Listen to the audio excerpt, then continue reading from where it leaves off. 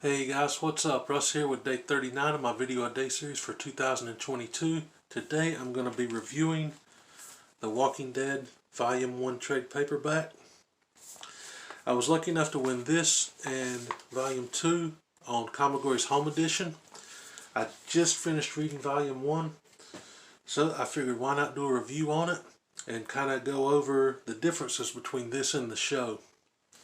Now, this is my very first time ever reading the comics. Big fan of the show, though I haven't seen the last 3 seasons of it, so I'm not caught up. But let's jump into the comic. It pretty much kicks off like the show does. We have Rick and Shane. Rick gets shot, goes into a coma, wakes up, and all crap is broken loose.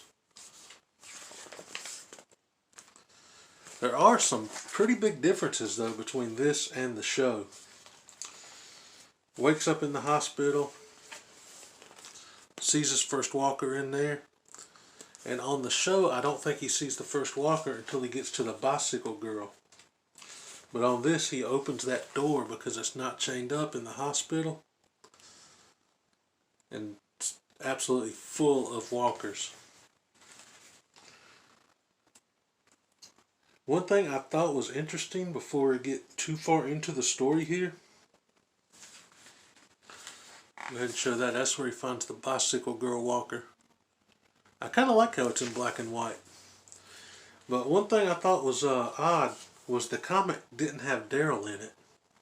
So I guess they just made his character up specifically for the show. I don't know if he comes into the comics later. But yeah, he was no mention of his character in the book at all. Rick heads back to his old home and boom, gets the shovel treatment, just like on the show. Wakes up in Morgan's house, but instead of being like tied down for Morgan to check him out and see if he's like cool yet, it's just like straight into conversation, come get some dinner. They head to the police station, much like the show. Get some supplies, get some guns,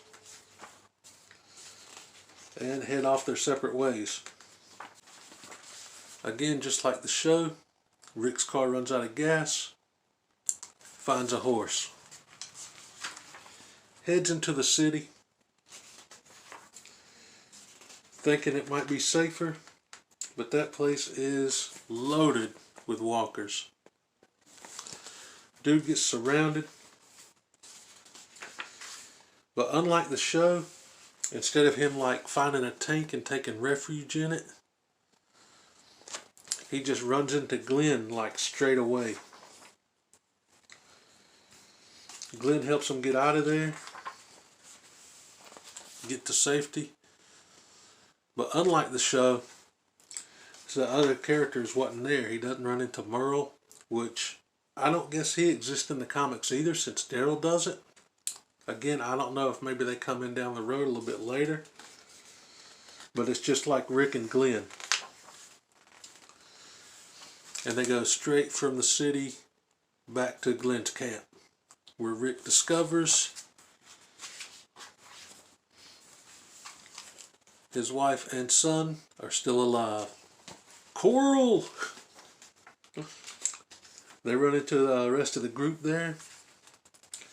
Andrea and Amy are in it from the show. And from what I've read here, the character of Andrea seems much stronger than they made her in the show at first. But yeah, a lot of this is just like the show. He runs into Shane again. And Shane in this is kind of surprising. He kind of goes full psycho pretty much right away. He lasted until season 2 in the TV series. But by the end of this book, he was done, man. I know I'm jumping ahead here, but that's how like this book ended. But it didn't end with Rick stabbing him. It ended with Shane holding a gun on him, freaking out. Rick trying to talk him down and not being able to, and Carl coming out of nowhere, shooting him in the neck and him dying. And again, unlike the show, it doesn't show him come back as a walker. It just, volume 1 ends with that. But some more differences between the show and this. Rick and Glenn head back into the city, and they do find that tank, but they don't hide in it or anything. And they end up finding some more weapons, but they get surrounded. They go with the idea. Wait, was that in the other part? I can't remember if that was this part or the other part now, and I just finished reading it. But they do like cover themselves in zombie guts and stuff to get out of there. The zombies just think they're one of them. I'm sorry, walkers. It's just natural to say zombies.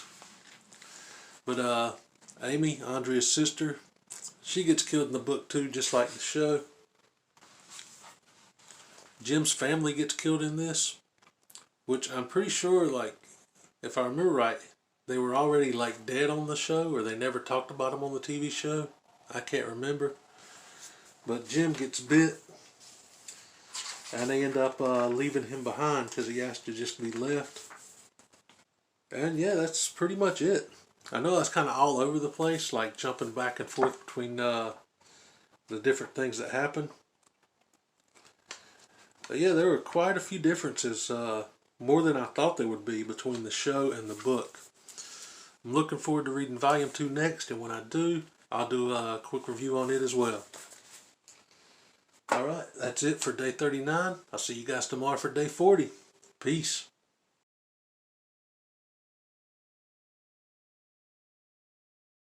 What did you say his power level is?